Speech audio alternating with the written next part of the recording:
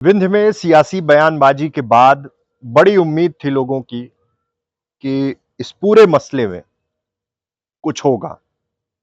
शायद सांसद जनार्दन मिश्रा जो रीवा से सांसद हैं, वो माफी मांगेंगे, लेकिन ऐसा कुछ नहीं हुआ।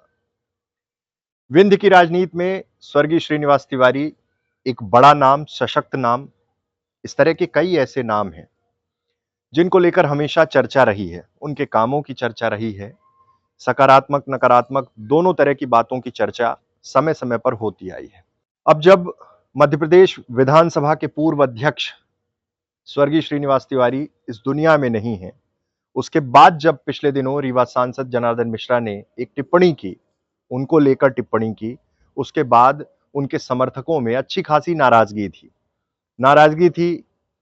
ये भी कहा गया कि माफी मांगे, ये बयान गलत है, दुखद है, निंदनीय है, तमाम तरह की बातें हुई। कांग्रेस भी इस पूरे मसले में बहुत एक्टिव रही। पूरे जिले में धरना प्रदर्शन हुआ, सांसद का पुतला दहन किया गया और बताया गया कि श्रीनिवास तिवारी सिर्फ कांग्रेस के नहीं, विंध्य के नेता हैं, मध्य प्रदेश के नेता रहे हैं, इसलिए उनके खिलाफ इस तरह का बयान ठीक नहीं है। सांसद जी के पास फिर से पूरा घटनाक्रम पहुंचता है और उन्होंने साफ तौर पे कह दिया कि मैं माफी नहीं मांगूंगा, मैं अपनी बात पर अडिग हूं, मैंने जो कहा है वो दोहराता रहूंगा। यानी इससे एक बात तो साफ है कि जब कभी इस तरह का मौका आएगा, तब रीवा सांसद अपने बयानों को दोहराएंगे। अब इस ऊहापोह की स्थिति में सबसे ज्यादा कंफ्यूजन में सिद्धार्थ तिवारी होंगे, श्रीयुत श्रीनिवास तिवारी के पोते, और भारतीय जनता पार्टी से वो विधायक हैं, त्योथर विधानसभा सीट से विधायक हैं। लेकिन ये राजनीतिक खामोशी जो तमाम नेताओं में है, खासकर बीजेपी के, उससे कई सवाल भी खड़े हो रहे हैं।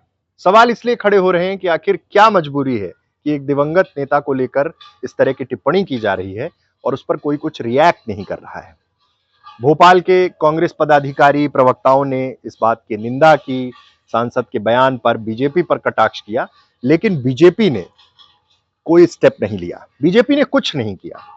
या फिर साफ तौर पे ये कहा जाए कि बीजेपी ने शायद ये जवाब भी नहीं मांगा कि सांसद ने ऐसा बयान क्यों दिया। सांसद ने साफ कहा कि पोते भाजपा में शामिल हुए हैं, भाजपा पोते के साथ नहीं गई है, इसलिए सुने, जो चीजें उस समय उन्होंने दोहराई है उसको दोहराते रहेंगे। खैर, ये तो उनका विवेक है कि वो कब तक इस तरह की बातें दोहराते रहेंगे, लेकिन विंध्य के लोगों का ये मानना है, जो श्रीनिवास तिवारी जी के समर्थक हैं, कि वो आहत हुए हैं और इस तरह की बयानबाजी नहीं होनी चाहिए। तो वो तैयार रहें, क्योंकि सांसद ने साफ तौर पे कहा है कि मैं अपनी बात पे कायम हूं और जब भी होगा मैं कहूंगा। सवाल सबसे बड़ा ये खड़ा हुआ कि इस पूरे मसले में स्थानीय नेता, चाहे वो बीजेपी के हों चाहे कांग्रेस के हों, कांग्रेस के बहुत सारे ऐसे लोगों का जिक्र हुआ जो श्रीनिवास तिवारी के कट्टर समर्थक रहे हैं, लंबे समय तक उनके साथ रहे, अब या तो भाजपा में चले गए या फिर कांग्रेस में ही है, लेकिन वो सब क्यों नहीं बोले? उन्हें बोलना था, लेकिन इससे भी फर्क नहीं पड़ता है। बात यह है कि क्या इसके पीछे कोई बड़ी पॉलिटिक्स चल रही है? सब ये जानना चाहते हैं कि आखिर क्या वजह थी कि इस तरह की बयानबाजी हुई, और फिर रीवा सांसद के समर्थकों ने सांसद के समर्थन में भी चीजें लिखी और उन्होंने कांग्रेस कार्यकाल के समय को याद दिलाया, लेकिन श्रीयुत श्रीनिवास तिवारी पर नहीं लिखा गया, नहीं कहा गया। लेकिन सवाल यह है कि अब इस घटनाक्रम में आगे क्या कुछ होगा। 17 सितंबर एक बड़ा दिन होता है। रीवा में अमूमन यह देखा गया, जब कांग्रेस में सिद्धार्थ तिवारी भी थे पहले, और लंबे समय तक श्रीयुत श्रीनिवास तिवारी के जन्मदिन पर एक आयोजन होता था, जिसमें कभी किसानों की सम्मान की रैली, कभी उनके अधिकारों की बात, कभी कोई बड़ा आंदोलन, इस तरह से एक कार्यक्रम किया जाता था।